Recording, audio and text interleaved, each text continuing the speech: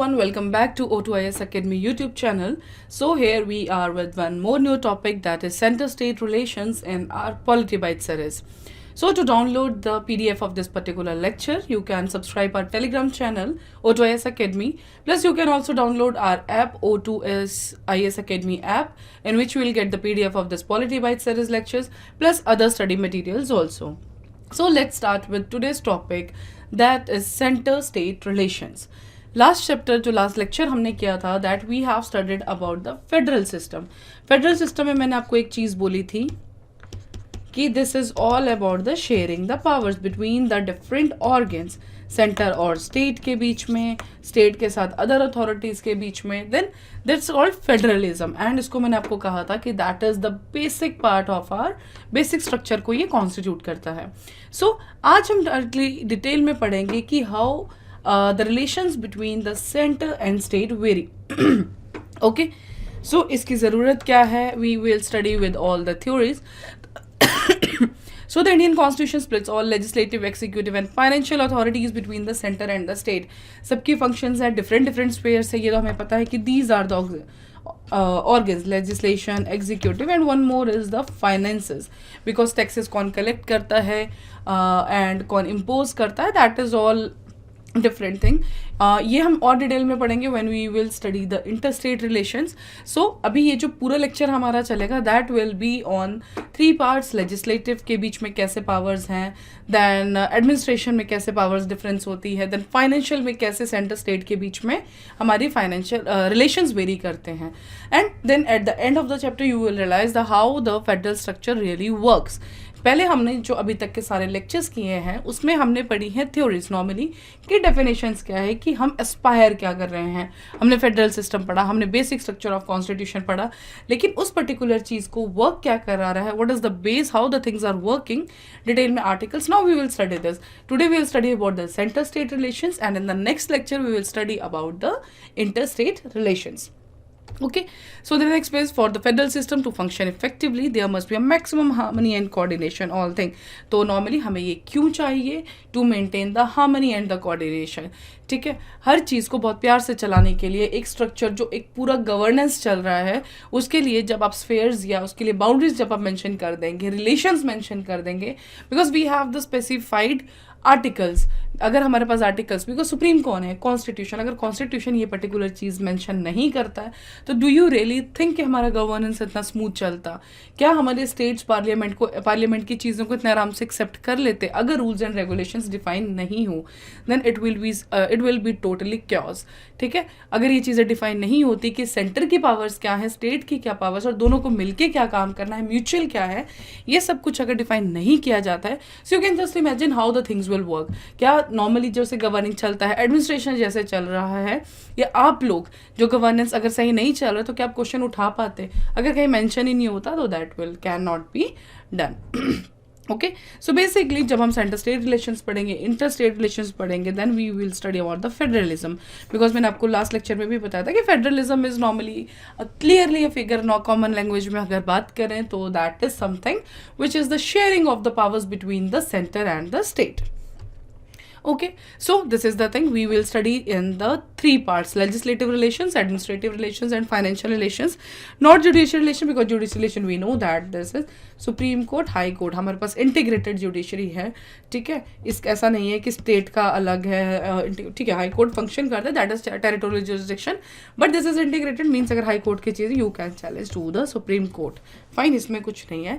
So not judicial relation, but we will study these 3 types of relations, that is legislative, administrative and the financial relations. So when we study about the articles, तो article है 245 से लेके 255 तक, and part is 11. मैंने आपको हर एक lecture में आपको एक चीज़ बोलती हूँ, you should know about the articles, you should know about the part, because any way any time out आपको कभी भी कुछ भी इस पर्टिकुलर चीज़ पे भी क्वेश्चन आ सकता है कि what is the article, what is the part, anything can be asked in the question. कभी कभी क्या होता है कि you don't know the exact article, लेकिन अगर आपको ये नॉर्मल स्पेस पता हो कि ठीक है इस आर्टिकल से इस आर्टिकल के बीच में इस पर्टिकुलर चीज़ की बात की गई है, जैसे कि 245 से अगर आपको इतना ही याद है कि ऐसे सेंटर स्टेट के रिलेटेड मे बी आपको ये चीज़ चीज़ों को एलिमिनेट करने में हेल्प कर दे. सो जब हम लेजिस्लेटिव रिलेशंस की बात करते हैं between centre and state, so we study these 4 parts. Legislative को भी हम 4 पार्ट्स में डिवाइड करते हैं। First is territorial extent of centre and state legislation, कि किसका कितना टेरिटरी के मामले में कितना एक्सटेंट है। Then is distribution of legislative subjects, जो हमने एक लिस्ट पढ़ी थी उसके ऊपर क्या कहना है। Parliamentary legislation in the state field, हम तो बोलते हैं कि जब हम लेजिस्लेटिव सब्जेक्ट्स पढ़ते हैं तो हमें पता है कि कौन किस पे रूल बनाएगा, but can parliament also legislate on the state field, तो ये हम देखेंगे। Centre's control over the state legislation, so these are the 4 parts which we will study in today's lecture, plus other in legislative relations. जब उसको administrative पढ़ेंगे then financial पढ़ेंगे, then the things will be different. Okay, so the first part of the today's lecture, या उसका जो like differentiated part है, that is territorial extent of central and state legislation. तो जब हम पार्लियामेंट की बात करते हैं, we will study like this. जब हम पार्लियामेंट की बात करेंगे, अगर ये एक स्फेयर है तो पार्लियामेंट इस पूरे स्फेयर के लिए लॉ बना सकता है, ठीक है। और बाकी जब बात आएगी स्टेट की, तो स्टेट की ये एक स्टेट वर्क बनाएगा, S2, S3 एंड S4। तो जो स्टेट की टेरिटरी है, दीज आर इतना ही, इससे बाहर स्टेट नहीं बना सकता है this. But when comes to the parliament, parliament का ये पूरा है। सो ये जो आप बड़ा स्क्वायर देख रहे हैं, दिस स्क्वायर इज इंडिया, ठीक है। और ये जो states square is India, okay. So but ये जो छोटे छोटे पार्ट्स हैं, ये है हमारे सारे स्टेट्स। तो दिस इज डिफाइंड कि जो पार्लियामेंट लॉ बनाएगा, parliament can make the law, या पार्लियामेंट का बनाया हो लॉ पूरे के पूरी इंडियन टेरिटरी पे लागू हो जाएगा। But when it comes to the state legislature, इसका टेरिटरी है ओनली एंड ओनली जो स्टेट का टेरिटरी है, fine. Next is there is one word, extra territorial operation. Means आप इसको बस ऐसे समझिए कि आप यहाँ पे कुछ सिटीजन्स, आप यहाँ पे कुछ आप हमारे ही सिटीजन्स बाहर भी रह रहे हैं, ठीक है। उनके प्रॉपर्टी के लिए, उनकी चीज़ों के लिए भी हमारे अगर कोई लॉ बनाना है तो वो लॉ कौन बनाएगा, वो सिर्फ और सिर्फ पावर है हमारे पास पार्लियामेंट की।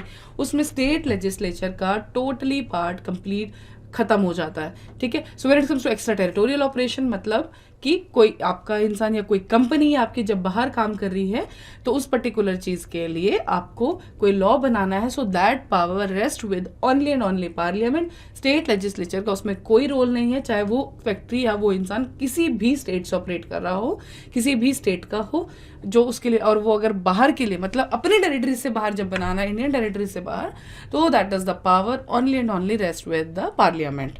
सो this is the main word in the parliament and state legislature का एक सिंपल पार्ट है, but extra territorial operation, this is the important thing you must no, ठीक है। उसके साथ हमारे पास 2 चीजें और हैं जब हम बात करेंगे टेरिटोरियल एक्सटेंट की। तो उसमें है एक तो गवर्नर की पावर, कि गवर्नर के पास पावर है कि पार्लियामेंट का कोई भी लॉ स्पेसिफाइड शेड्यूल्ड एरिया में, जब हमने 5th और 6th शेड्यूल एरियाज पढ़े थे, उसमें भी मैंने आपको कंप्लीट इसको क्लियर कराया था कि how the governor can make the changes to the some law which has to be enacted in scheduled area passed by the parliament. Parliament के द्वारा पास किया हुआ कोई भी लॉ जब आपको शेड्यूल एरिया में अप्लाई करना है, तो हाउ यू कैन अप्लाई, तो इसकी पावर किसके पास है, गवर्नर के पास। So this is related with the schedule area. But when it comes to this Assam, Meghalaya, Tripura and Mizoram, तो असम की पावर तो है गवर्नर के पास, but when it comes to the Meghalaya, Tripura and Mizoram, this rest with the president. तो ये आपको ध्यान रखना है, ये मैंने आपको 5th 6th शेड्यूल में भी बोला था। This is very very very important. आपको ये डिफरेंस पता होना चाहिए कि किसमें गवर्नर करता है एंड किसमें प्रेसिडेंट करता है। सो this is all about the territorial jurisdiction, जिसमें हमने पढ़ा कि पार्लियामेंट की जो टेरिटरी है दैट इज होल इंडिया, जो हमने स्क्वायर बनाया। स्टेट का है अपना एक, स्टेट्स जो डिफरेंट छोटे पार्ट्स है, तो उसका जो टेरिटोरियल जुरिसडिक्शन है that is only about the छोटा पार्ट्स का जो स्टेट था। Then we have studied one more term, that extra territorial jurisdiction, मतलब अपनी टेरिटरी से बाहर के लोगों के लिए, मींस सिटीजन हमारा, कंपनी हमारी सब, लेकिन कोई बाहर काम कर रहा है, उसकी पावर भी हमने किसको दी, एक्स्ट्रा टेरिटोरियल की, वो दी हमने पार्लियामेंट को। देन उसके बाद उसके अंदर एक्सेप्शन आई जो आया शेड्यूल्ड एरिया को लेके, और AM²T ATM मशीन, या जैसे भी आप इसको ले, तो ए के साथ हमने देखा गवर्नर, बाकी इन तीनों के साथ हमने देखा प्रेसिडेंट, और शेड्यूल्ड एरिया के साथ भी president. So these are the 5-6 points जो हमें बताता है टेरिटोरियल एक्सटेंट सेंटर और स्टेट के रिलेशंस का। ठीक है, अब कैसे, यहाँ पे जो गवर्नर जो एम्पावर करेगा वो भी एक पार्लियामेंट के, मतलब सेंटर ने एक लॉ दिया उसके ऊपर बात करी। ठीक है, लेकिन सेंट्रल लॉ किस एरिया तक दे सकता है, स्टेट एरिया किस लॉ तक दे सकता है, ये सब चीज़ें हमें इसमें क्लियरली पता होनी चाहिए। So the next we will study about the distribution of legislative subjects. अभी तक तो ये बहुत क्लियर हो चुका होगा, बिकॉज जब हमने 7th शेड्यूल पढ़ा था उसमें भी मैंने आपको ये डिटेल में क्लियर किया था कि how the things will differ in these subjects. जो हम सब्जेक्ट्स हम इनको मेंशन करते हैं, तो 3 पार्ट्स में डिवाइडेड है, that is union list, state list and the concurrent list. So union list में भी है 100, स्टेट लिस्ट 61, 52। अगर कुछ चेंज होगा तो इसको आप प्लीज एक बार रीचेक करते रहिएगा। ठीक है, so when it comes to the union list के लिए कौन बनाएगा power, that is union list की पावर है पार्लियामेंट के पास। हम जब बात करेंगे स्टेट लिस्ट का तो स्टेट के पास है, कंकरेंट में दोनों के पास है, पार्लियामेंट और स्टेट।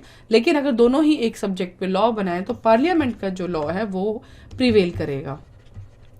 फाइन, लेकिन इसमें भी कुछ चीज़ें और हैं जो हम फर्दर लेक्चर्स में देखेंगे, फर्दर स्लाइड्स में देखेंगे कि कब कब स्टेट लिस्ट में भी जब आपका कब ऐसी कौन सी कंडीशंस हैं जब स्टेट लिस्ट के सब्जेक्ट के ऊपर भी पार्लियामेंट काम कर सकती है, पार्लियामेंट लॉ पास कर सकती है। सो अभी तक के लिए आपको इतना ध्यान रखना है कि these are 3 list, union, state and concurrent. Union के ऊपर लॉ बनाएगा पार्लियामेंट, स्टेट के ऊपर बनाएगा स्टेट गवर्नमेंट, एंड कॉन्करेंट के ऊपर दोनों बना सकते हैं। बट द थिंग इज जो भी बनाएगा उसमें अगर एक ही सब्जेक्ट पे दोनों ने लॉ बना दिया है स्टेट लिस्ट के अंडर तो पार्लियामेंट का लॉ उसमें प्रिवेल करेगा। बट क्या सिर्फ यही सब्जेक्ट्स मेंशन्ड है, क्या कोई नया सब्जेक्ट ऐड नहीं हो सकता है, कुछ ऐसा नया एक्स्ट्रा सब्जेक्ट नहीं है जिस पे लॉ बनाने की जरूरत नहीं पड़ेगी, क्या सब कुछ इन्हीं सब्जेक्ट्स में कवर है? No, if there will be any new subject तो पावर किसके पास है? तो ये भी डिफाइंड है कि जो रेजिड्यूरी पावर है आर्टिकल 248 के अंडर वो भी पार्लियामेंट को दी गई है कि अगर ऐसा कोई न्यू सब्जेक्ट आता है then residuary power rest with the parliament. Article 248 के अंडर कौन लॉ बनाएगा उसके सब्जेक्ट के अंदर भी, that is parliament only. Okay, so that is mentioned in है। नेक्स्ट इज अब parliament legislation in the state field, जो मैं आपको अभी बोल रही थी कि ऐसे कौन से कंडीशंस हैं जब स्टेट लिस्ट के ऊपर भी पार्लियामेंट हमारा लेजिस्लेशन कर सकता है। सो फर्स्ट इज हम देखेंगे आर्टिकल्स कुछ इसमें। सी आप आर्टिकल्स को लेके ना थोड़ा बहुत अच्छे से क्लियर रहेगा, बिकॉज कुछ इंपॉर्टेंट आर्टिकल्स हैं, जो इंपॉर्टेंट आर्टिकल्स होंगे वो वैसे भी मैं आर्टिकल्स का मेंशन करती रहती हूँ, because you can no need to learn each article, एक से लेकर आपको लास्ट तक लर्न करने की जरूरत नहीं है, but there are some important articles which should be known to you, जो आपको बहुत अच्छे से आने चाहिए। फाइन, सो जैसे पहला article, because these are important articles, because इसमें हम क्यों बात कर रहे हैं कि एक स्टेट का सब्जेक्ट है। जब हमने बोला था sharing of the powers, federal system जब हमने पढ़ा था उसमें मैंने आपको एक और चीज पढ़ाई थी, दैट इज यूनिटरी। तो जब अगर स्टेट सब्जेक्ट के ऊपर भी पार्लियामेंट फंक्शन कर सकता है, सो यहाँ पे वो आर्टिकल्स हैं। Fine, so when Rajya Sabha passes the resolution by 2/3 majority, article 249, राज्य सभा को क्या बोलते हैं? Council of states. इसमें कह रहे काउंसिल ऑफ स्टेट कह रहा है मैं खुद कह रहा हूँ कि आपको इस पर्टिकुलर सब्जेक्ट में हमारे लिए लॉ बनाने की जरूरत है। ठीक है, तो अगर वो पर्टिकुलर रेजोल्यूशन 2/3 मेजोरिटी से अगर पास हो जाता है, देन 2/3 मीन स्पेशल मेजोरिटी, अगर इससे पास कर दिया जाता है तो पार्लियामेंट को पावर मिल जाती है बिना स्टेट से पूछे उस पर्टिकुलर सब्जेक्ट पे लॉ बनाने की। So the article is 249। Next is national emergency. Emergency के प्रोविजंस में भी हमने बहुत अच्छे से देखा था। सो नेशनल इमरजेंसी के टाइम पे आर्टिकल 250 चल पड़ता है। उसमें क्या होता है कि आप किसी भी स्टेट सब्जेक्ट के ऊपर आप अपने आप लेजिस्लेशन, अपने आप मतलब पार्लियामेंट लेजिस्लेट कर सकता है। या फिर आर्टिकल 252 आता है, दैट इज व्हेन 2 और more states pass the resolution. 2 states मिलकर बोलते हैं कि हमें इस पर्टिकुलर सब्जेक्ट पे आपसे ही एक आर्टिकल, कोई सहमति नहीं बन पा रही है, कुछ हो रहा है, then they can request to the parliament कि आप ही इस पर्टिकुलर सब्जेक्ट पे लॉ बना दीजिए। Then to implement international agreements. ठीक है, अगर कोई इंटरनेशनल एग्रीमेंट हुआ है और उसको अप्लाई करना है ऑल ओवर द इंडिया, तो पार्लियामेंट के पास पावर है आर्टिकल 253 के अंडर कि वो उस पर्टिकुलर एग्रीमेंट को अप्लाई करने के लिए हर एक स्टेट के ऊपर एक लॉ बना दे। So here we have studied the 4 की चीज़ें जिसमें आर्टिकल 249, 50, 52 एंड 53 ये वो आर्टिकल्स हैं जिसमें पार्लियामेंट स्टेट सब्जेक्ट के ऊपर लेजिस्लेट कर सकती है यहाँ पे, या कोई लॉ बना सकती है। ठीक है, तो आप इसमें ये कंडीशंस प्लस ये आर्टिकल्स बहुत अच्छे से याद रखिएगा। Next is centrals control over state legislation. ये भी नॉर्मल चीज़ें हैं, ये हम वैसे भी पढ़ चुके हैं, बट एक बार नॉर्मल रीडिंग दे लेते हैं। So governor can reserve the certain types of bill जो स्टेट लेजिस्लेचर ने पास किया, तो प्रेसिडेंट के ऊपर वीटो पावर आती है। जब हम बिल्स पढ़ेंगे so we will study about one thing कि किस चीज़ में, जब हमने अमेंडमेंट के ऊपर पढ़ा था, कॉन्स्टिट्यूशनल अमेंडमेंट एक्ट पढ़ा था, मैंने उसमें आपको एक चीज़ बताई थी कि प्रेसिडेंट के पास ये पावर नहीं है कि वो उस पर्टिकुलर बिल को वापस कर दे या फिर उस वो बिल को कैंसिल आउट कर दे, उसको उसमें अपना असेंट देना ही पड़ता है। So same with other bills also, तो इसमें वीटो पावर प्रेसिडेंट पर रेस्ट करती है। अगर गवर्नर कोई बिल अपना प्रेसिडेंट के लिए रिजर्व कर ले तो उसके पास वीटो पावर है कि वो उस बिल के साथ कैंसिल कर सकता है, वो कुछ भी कर सकता है। तो इसमें क्या हुआ, मान लीजिए स्टेट लेजिस्लेचर के पास अपनी पावर दे भी थी बिल पास करने की, और अगर गवर्नर ने उसको रिजर्व कर लिया तो वो पास हो भी गया, नहीं भी होगा, देन इट कंट्रोल, इसका जो कंट्रोल है वो अल्टीमेटली किसके पास रेस्ट कर गया, that is with the centre. Supreme कौन हो गया, सेंटर। प्रिवेल कौन कर गया, दैट इज सेंटर। तो आपने बिल पास कर भी लिया तो आपकी पावर वहां पे ही खत्म हो जाती है अगर प्रेसिडेंट उसको कैंसिल आउट कर दे। नेक्स्ट इज कुछ बिल्स ऐसे हैं जो स्टेट लिस्ट में या जो स्टेट गवर्नमेंट जब उसको उन पे कोई लॉ बनाना है तो उसके लिए उनको प्रायर रिकमेंडेशन चाहिए, किसका, हमारे प्रेसिडेंट का, not governor, not chief minister, not anyone, but आपको जब प्रायर रिकमेंडेशन चाहिए किसका, प्रेसिडेंट का, तो वो ही तभी वो आप उस बिल को स्टार्ट कर सकते हैं। सो दिस इज लाइक एक एग्जांपल है इंटर स्टेट ट्रेड कॉमर्स। अगर इसके ऊपर आपको कुछ भी बात करनी है, दो स्टेट्स के बीच में ट्रेड को रिलेटेड कुछ कंफ्लिक्ट हो रहा है, अगर उसका आपने कोई बिल लेके आना है, so it is not about you, आपको पहले प्रेसिडेंट से उस बिल को स्टार्ट करने के लिए परमिशन चाहिए, प्रायर रिकमेंडेशन चाहिए। अभी I will not explain this in to detail, but जैसे ही हम बिल्स के ऊपर आएंगे देन आई टेल यू कि ऐसे कौन कौन से बिल है जिसमें प्रेसिडेंट की प्रायर रिकमेंडेशन हमें चाहिए होती है। So there one more thing, the centre can direct the states to reserve money bills and other financial bills passed by the state. ये फाइनेंशियल इमरजेंसी के दौरान, ये मैंने आपको वैसे पढ़ाया था इमरजेंसी चैप्टर में कि जब फाइनेंशियल इमरजेंसी लगती है तो मनी बिल को वैसे तो नहीं जरूरत पड़ती है, गवर्नर वो कर सकता है, लेकिन the thing is when it is a financial emergency तो हर एक मनी बिल और फाइनेंशियल बिल को स्टेट को रिजर्व करना पड़ेगा, किसके लिए, सेंटर के लिए, मतलब प्रेसिडेंट के लिए। सो that's all about the legislative relation, जिसमें हमने टेरिटोरियल जुरिडिक्शन पढ़ा, सब्जेक्ट्स के ऊपर पढ़ा, सेंटर किस पे, स्टेट पे लेजिस्लेट कर सकता है, प्लस हमने पढ़ा centres control over state legislation. Okay, so that's all the 4 points जो हमने भी कंप्लीट किया। आई जस्ट होप कि आपको ये अच्छे से क्लियर हो गया हो। ठीक है, सो हमने इसमें पढ़ा कि कौन किसके लिए लॉ बना सकता है, ठीक है, कौन किस सब्जेक्ट पे फंक्शन कर सकता है, कब पार्लियामेंट स्टेट पे फंक्शन कर सकती है, स्टेट सब्जेक्ट पे, पार्लियामेंट क्या स्टेट को करने के लिए, लॉ बनाने के लिए बोल सकती है, जैसे नेशनल इंटरनेशनल एग्रीमेंट्स हमने पढ़ा, नेशनल इमरजेंसी हमने पढ़ा, फाइनेंशियल इमरजेंसी पढ़ा, और पार्लियामेंट का जो हमने कंट्रोल देखा किसके ऊपर, स्टेट के ऊपर। So that's all we have studied about the legislative relations. Now next is our administrative relations, जो हम पढ़ेंगे आर्टिकल 256 से 263 तक। ठीक है, इसमें सारे आर्टिकल्स इंपॉर्टेंट नहीं है, but when it comes to the somewhat explanation तो आपको ये रिलेशंस पता होने चाहिए।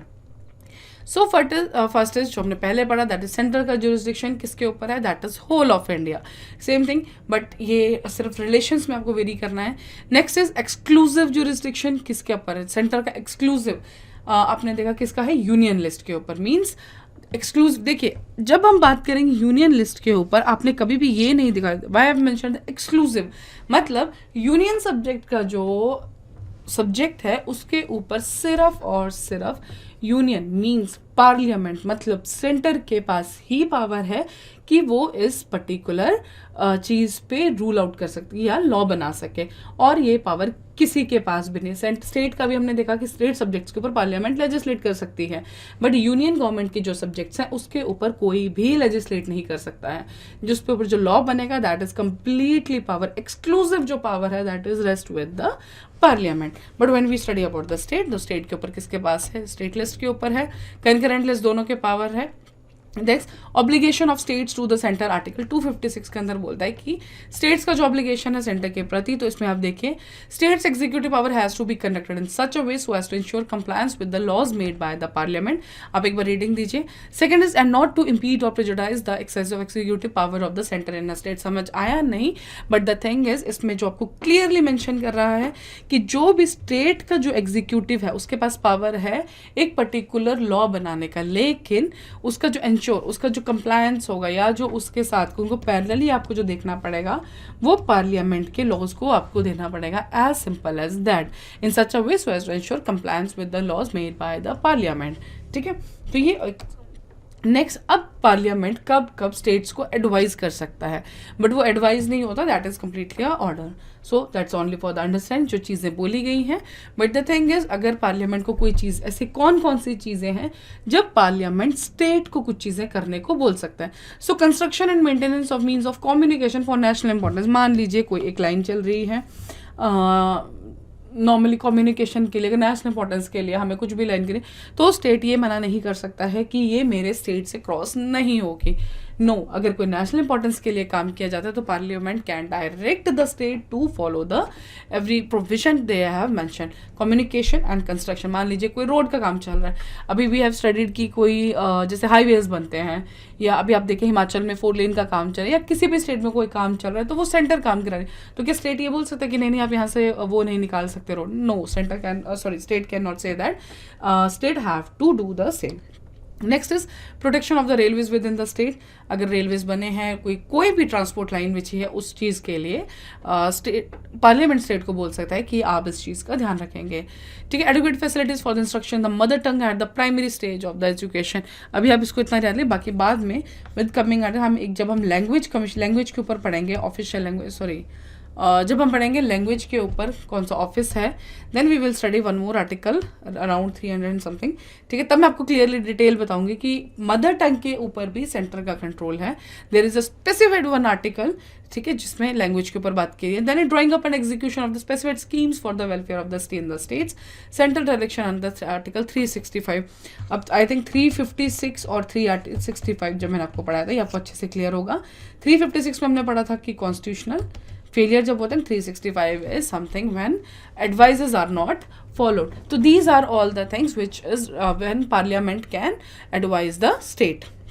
Next is all India service administration के, जब हम पर है भी एडमिनिस्ट्रेटिव रिलेशंस, तो देखिए ऑल इंडिया सर्विसेज कौन अपॉइंट करता है? सेंटर से अपॉइंट होती है, प्रेसिडेंट अपॉइंट, लेकिन वो काम कहाँ करते हैं? वे काम करते हैं स्टेट में।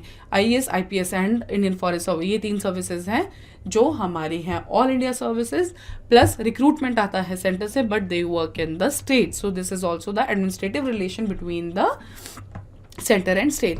आर्टिकल आप याद रखिए, आप भी इस चीज़ के लिए तैयारी कर रहे हैं। सो आर्टिकल 312 है all Indian services.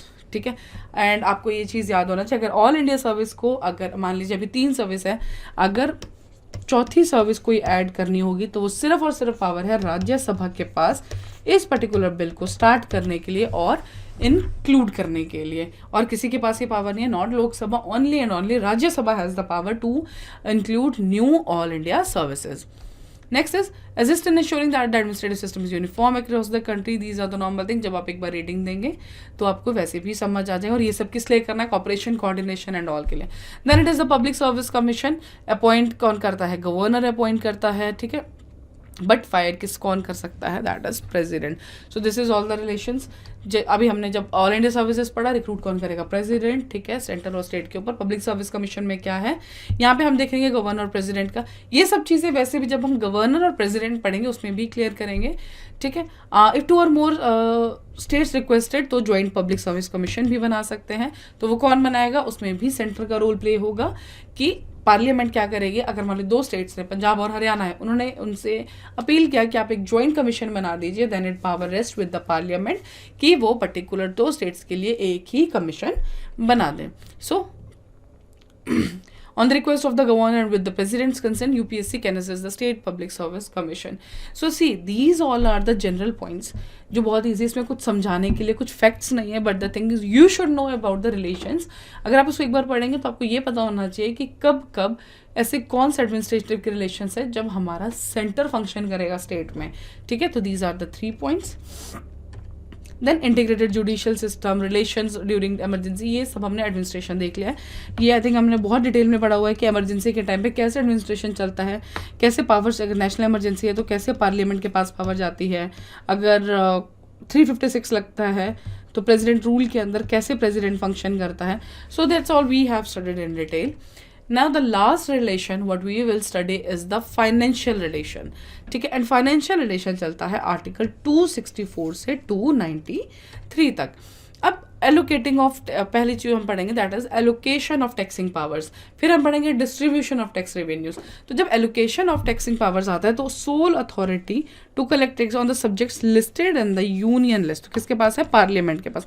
State list state and union and state is concurrent, ठीक है। अब कैसे, ये तो हमने पढ़ा एलोकेट कि अगर यूनियन लिस्ट के सब्जेक्ट्स पे टैक्स करना तो पार्लियामेंट के पास पावर है। स्टेट लिस्ट के, see this all chapter revolves around the subject only, subjects mentioned है, कौन कैसे फंक्शन करेगा ये चेंज होगा, ठीक है। सो अब देखते हैं डिस्ट्रीब्यूशन। जब बात करेंगे आर्टिकल नंबर 268 की, तो we will study distribution of tax revenues में हम पढ़ते हैं 3 आर्टिकल्स। तो पहले हम देखते हैं article 268, the centre imposes taxes. Now see the difference, but the state collects, impose किसने किया, सेंटर ने, कलेक्ट किसने किया, स्टेट ने, and appropriates them, the proceeds from this are deposited in the states consolidated fund of India. Impose centre ने किया, collect state ने किया, गया किसके खाते में, स्टेट के खाते में। 269 बोलता है sorry, the federal government levies and collect taxes while the states are responsible for collecting them. The proceeds from this are deposited in the states consolidated fund. इसमें फेडरल गवर्नमेंट ने इसको लेवाई किया, कलेक्ट किया, स्टेट्स ने भी collect किया, दोनों ने कुछ पार्ट्स में कलेक्ट किया, and then it goes to the consolidated fund of the state. Next article 270, किसने, levied and collected by the federal but they are split between the federal government and the state. Collect भी state ने किया, sorry centre ने किया, लगाया भी centre ने, but उसके बाद उसको डिवाइड कर दिया गया दोनों के पार्ट्स में, ठीक है। So that is all about the revenues के। इनकी आर्टिकल्स को बस आपको ध्यान होना चाहिए कि हाँ टैक्सेस की डिस्ट्रीब्यूशन के लिए कौन सा article, that is 268, 69 and 70। Then grant in aids to the states, तो the constitution allows the state to receive grants in aid from the federal government. Statutory grants हैं और एक है डिस्क्रिशनरी ग्रांट्स, या इन आपको दोनों का, इनके बीच का डिफरेंस पता होना चाहिए। सो पहले हम देखते हैं statutory grants, that is article number 275 authorises the parliament to offer grant the states in need of the financial help. जब स्टैट्यूटरी ग्रांट्स की बात आएगी तो जिस स्टेट को हमारी फाइनेंशियल हेल्प की ज़रूरत है, मतलब पार्लियामेंट से फाइनेंसेस की ज़रूरत है, तब हमारा फंक्शन करता है आर्टिकल नंबर 275। ये सब स्टेट्स को नहीं दी जाती है। मान लीजिए आंध्र प्रदेश को या उड़ीसा को ज़रूरत है कुछ हेल्प की, तो वो स्टैट्यूटरी ग्रांट लेगा किससे, पार्लियामेंट से, पर्टिकुलर टाइम के लिए, ठीक है। लेकिन इसको जो जब हम इस एड को देंगे, इस ग्रांट को देंगे, तो इसमें रिकमेंडेशन चलेगी फाइनेंस कमीशन की।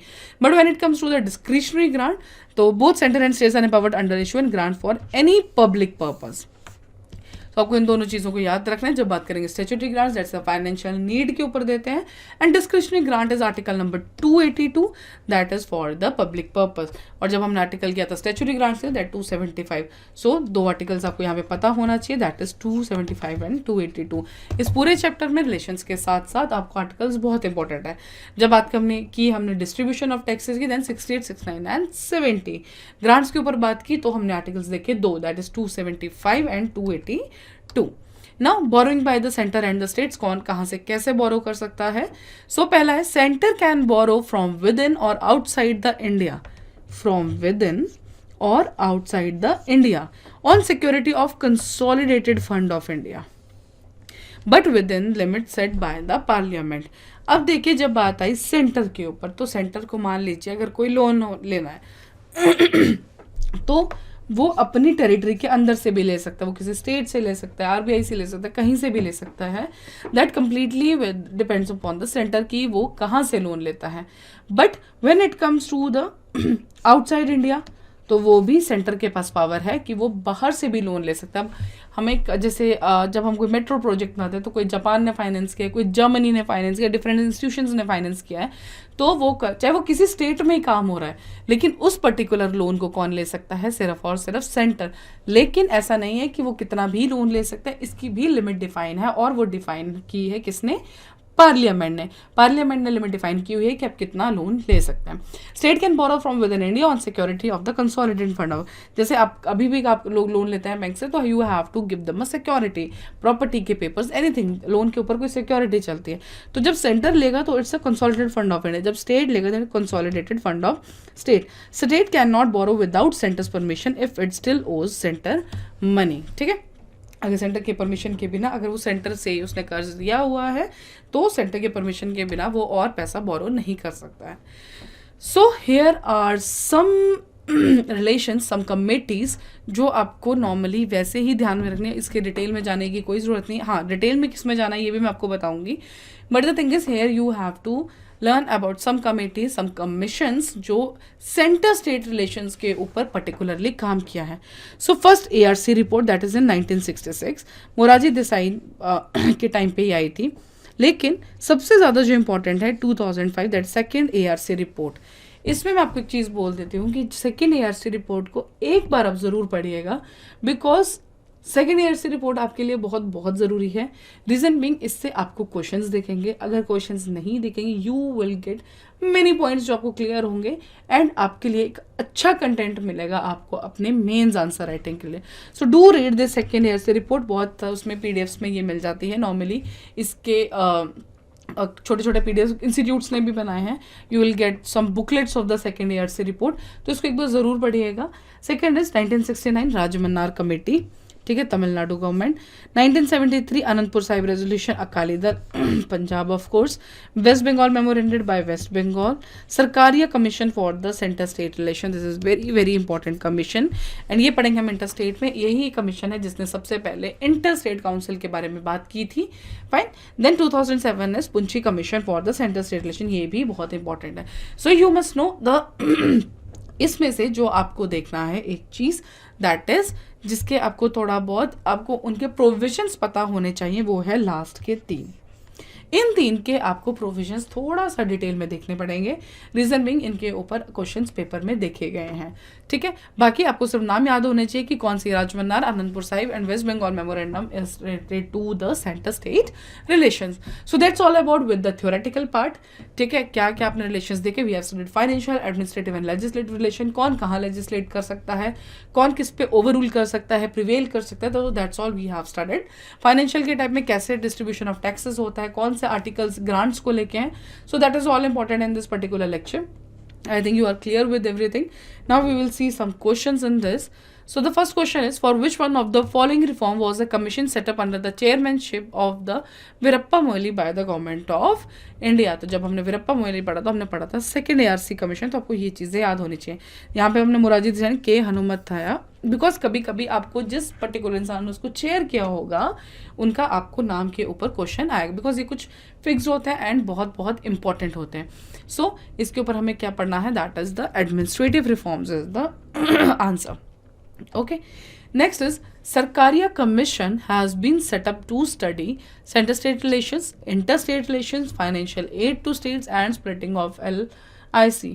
So I think अभी हमने सारी कमिटीज पढ़ी, कमीशंस पढ़े, उसमें हमने सरकारी कमीशन पढ़ा, जिसके अंदर मैंने आपको ये भी बोला कि this is the first commission जिसने इंटरस्टेट काउंसिल की बात की गई थी and that we will study in the next lecture, ठीक है। तो इसका जो आंसर आएगा that is centre state relation. देखिए एक चीज़ ये भी है, इसके साथ कंफ्यूज मत होइएगा, या आपको डिटेल में पता होना चाहिए कि कौन से कमीशन है, किसके बारे में बात की गई है। Next is question is, with reference to center state legislative relations, under what circumstances parliament can legislate over state list? So this is during president rule, national emergency, Rajya Sabha passing a resolution with absolute majority, on request from one or more than one states. तो देखिए जब हमने बात की थी कि centre state legislate, तो parliament कब कब हमारा जो लेजिस्लेट कर सकते, तो ड्यूरिंग प्रेसिडेंट रूल पता है, नेशनल इमरजेंसी हमें पता है। अब इसने बोला एब्सोल्यूट मेजोरिटी, सो एब्सोल्यूट मेजोरिटी नहीं था, हमने इसमें क्या पढ़ा था, दैट इज 2/3 जिसको बोलेंगे special majority. Then on request from one or more then one state, तो इसके ऊपर भी हम इस पे लेजिस्लेट कर सकते हैं। So that is the question on this. Next is, the sales tax you pay while purchasing a toothpaste is a tax imposed by the central government, tax imposed by the central government but collected by the state government, tax imposed by the state government but collected by the central government, tax imposed and collected by the state government. So अभी I think this question will not be valid because GST के बाद चीज़ें change हो चुकी हैं, so you cancel out this particular question. Okay, so that's all about this lecture. GST council हम थोड़ा सा डिटेल में बाद में देखेंगे, फाइन, जिसमें कैसे चीज़ें वेरी हुई है, कौन सी वो बॉडी है, तो ये सब चीज़ें हम पढ़ेंगे बाद में डिटेल में. सो that's all about this particular lecture. I just hope अब आपको सेंटर स्टेट रिलेशंस के बारे में सब कुछ अच्छे से क्लियर हो गया हो, ठीक है.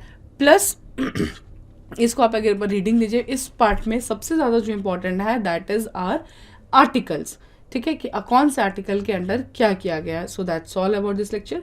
Thank you so much. To download the PDF, बाहर से मैं बोलूँगी, that is the Telegram app, आप डाउनलोड कर लीजिए एंड उसमें आप सब्सक्राइब कीजिए हमारा O2IAS अकेडमी का चैनल. प्लस आप करिए ऐप डाउनलोड O2IAS अकेडमी, जिसमें आपको पॉलिटी बाइट सीरीज की सारी पीडीएफ्स मिल जाएंगी. So thank you so much.